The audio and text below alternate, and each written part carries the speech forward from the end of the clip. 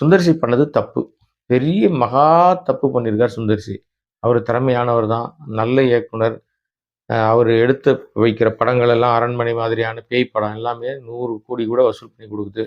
12 வருஷம் கழிச்சு ஒரு படத்த ரிலீஸ் பண்ணா கூட அவருடைய படம் ஓஹோன்னு ஓடுது. பிரமாதமான நகைச்சுவை உணர்வு உள்ளவரு.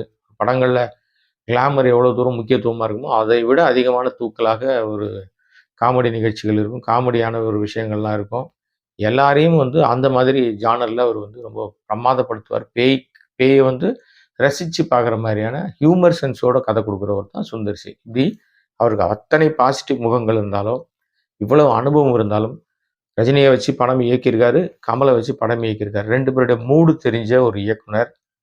சென்ஸே இல்லாம, என்னதான் நெருக்கடி இருந்தாலும், என்னதான் அழுத்தம் இருந்தாலும், என்னதான் வந்து அவமானப்பட்டிருந்தாலும், தன்னிச்சையாக ஒரு முடிவு எடுத்து அவர் அறிவித்தது மிக, மிக தப்பான விஷயம். இது சுந்தர் சிக்கு பெரிய கரும்புள்ளி. பெரிய பின்னடைவு. அதுக்கப்புறம் ஒரு நாளைக்கு 4 படம் பண்றாரு, 5 படம் பண்றாரு, 500 கோடி சம்பாதிக்கிறாருன்னா கூட, ரஜினிகாந்த் படத்திலிருந்து விலகியது மிக, மிக தவறான ஒரு விஷயம். யார் சொல்லி இந்த முடிவு எடுத்தாருன்னு தெரியல. ஒருவேளை அவருக்கு வந்து நிஜமா நம்ம முடிவு எடுக்கணும். வெளியில போயிடணும்னு முடிவு பண்ணியிருந்தாருன்னா, அவரை அழைத்து இந்த படத்துல வந்து சேர்த்த கமலஹாசன் கிட்ட டிஸ்கஸ் பண்ணாம அவர் வெளிய போயிருக்கவே கூடாது.